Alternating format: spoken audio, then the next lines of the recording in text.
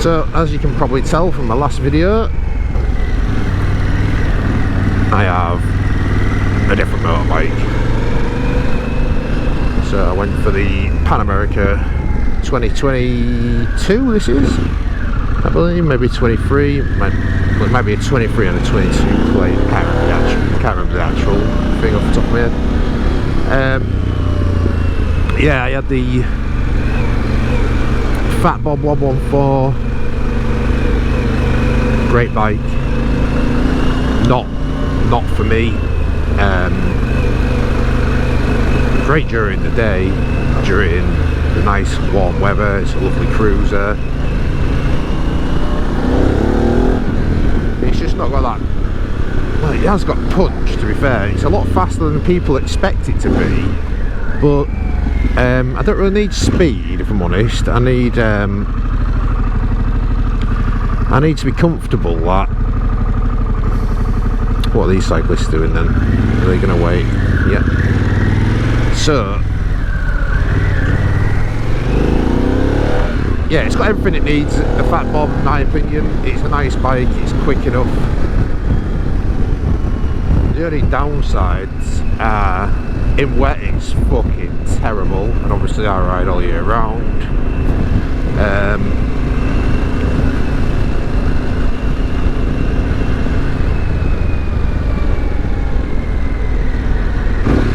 That's it.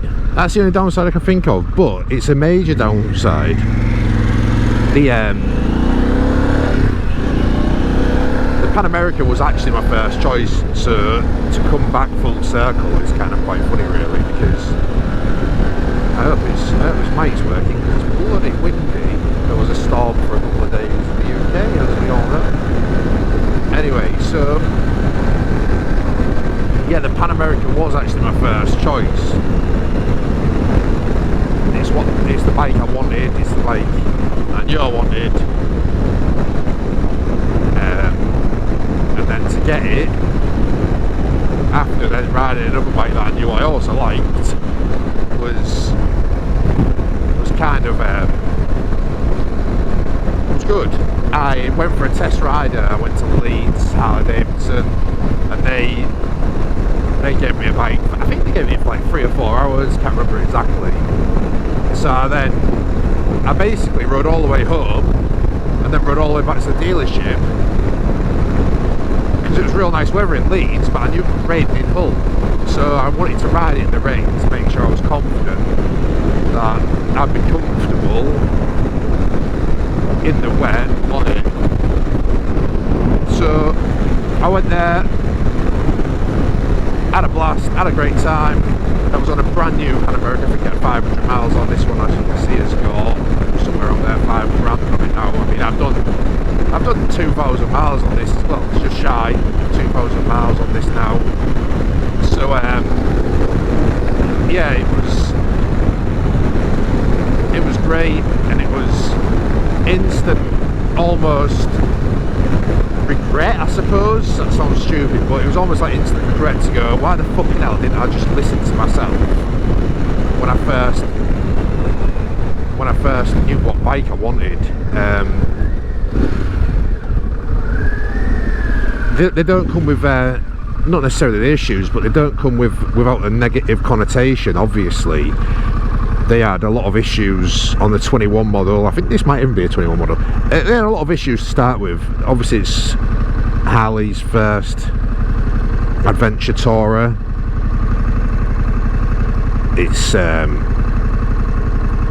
It's a chassis with the engine as a mount as such, so it's a new system that they've never done before, really. They've done a great job with the engine's absolutely flawless. The issues are typically the right hand control module. You can see I've actually had mine replaced since I've got mine. It didn't even have an error, it just flashed an error on the screen. So I took it to Harley, I said, right, it's got right hand control module error. And they were like, alright, we'll run it through diagnostics. We can't necessarily fix it today. And I was like, yeah, no problem. And they were like, right, because you're here, we have one in, we may as well do it. Well, it shows how much they break if we've got one in, right? So yeah, that was actually really good. I know it sounds like it's a bad thing, but I knew it would break eventually. It's like the same as the batteries. They've got this isn't even, yeah, it is, I suppose. This they've got a battery issue on the older models, which is super common, just like the right-hand control module. That's it. That's the only problems that I'm aware of that are even worth noting. It has a few electrical mishaps every now and then, which sounds like real daunting, but it's certainly not. It's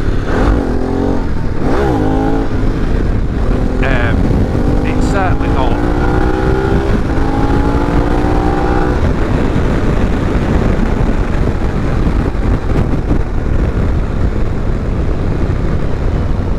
So yeah, as I was saying, it has a few electrical issues. This one doesn't. It had one blip where it had rained all day and I've had my bike outside the tattoo shop. And I'm not sure whether water had sat somewhere that it shouldn't have been sat, and basically what happened was I was riding back home and essentially this button controls your mode, and I'd pressed it because it had started raining, I think, again, so I pressed it into what we know as rain mode, and it threw up a triangle, and I was like, oh, that's alright, whatever, it's still running. And then it cut out for a millisecond, then started again, and I was like, right, okay, I'll pull over. So I pulled over, turned it off, turned it back on, it didn't work, and I was like, oh, fucking hell, here we go. But I then turned it off, waited 5 minutes, made a few phone calls just in case I wasn't going to make it home and stuff like that.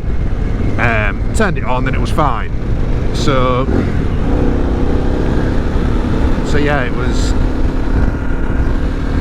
was fine. It still had an engine management light on.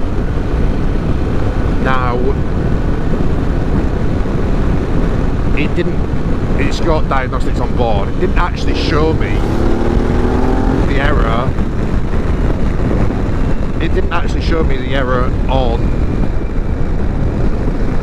the diag, which was ridiculous.